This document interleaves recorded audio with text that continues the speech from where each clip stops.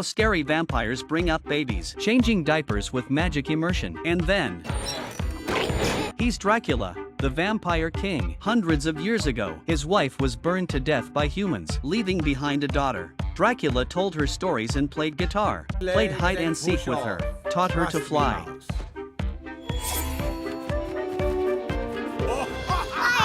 For his daughter, he built an inn, a zombie-free zone on the outside, guaranteed to scare away anything that breathes. On the day of Mavis' bar mitzvah, Dracula's friends came to celebrate, gathered together to plan a surprise party.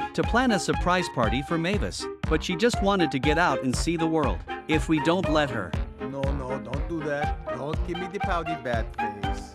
I don't think so. Dracula had to let her, but as soon as she left, he followed her. After arriving at the human village, Mavis was under siege, with pitchforks in their hands, to cremate her. But to their surprise, they set themselves on fire. Mavis was terrified, turned into a bat and fled. That's when Dracula showed up, and the villagers took off their masks. It turns out it was all a trick, to put Mavis out of his misery.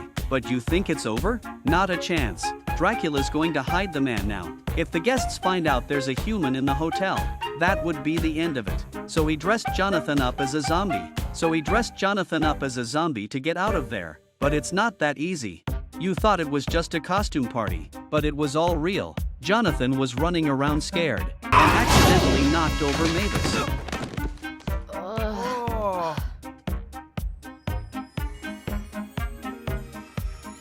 It didn't feel right. Dracula took Jonathan straight away, planning to send him away. But he wasn't familiar with the newly dug tunnels. The two of them got lost. So as not to blow their cover, Jonathan recognized his monster relatives, and rearranged his show for them, and gained a huge fan base, and captured Mavis' heart. Water fight at night. Looked at Jonathan in the water, and his makeup came off. Took off his makeup so he wouldn't be seen. Emptied the pool. But I didn't realize the kid was gonna dive.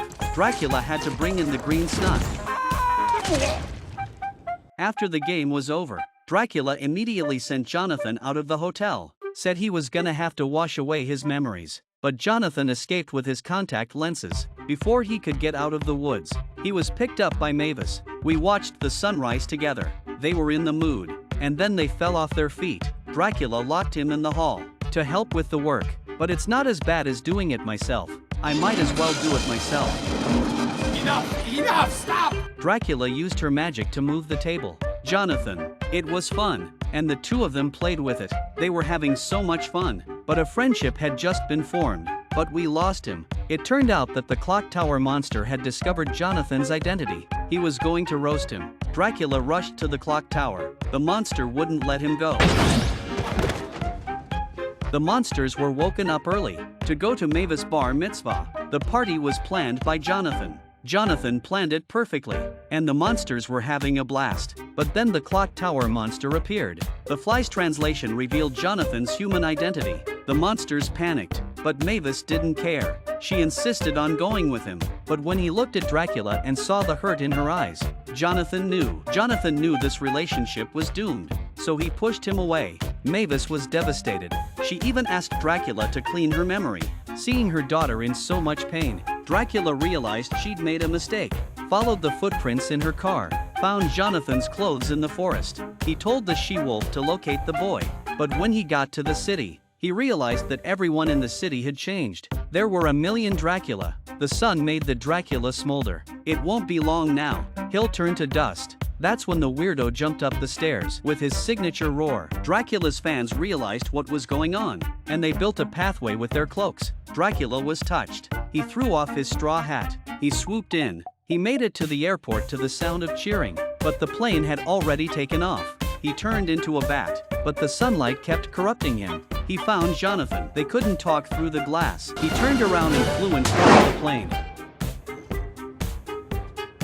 Looking at the captain, Dracula had an idea. He used the pilot's controls. He spoke from the heart. Jonathan was deeply moved, followed Dracula back to the hostel, and confessed his love to Mavis.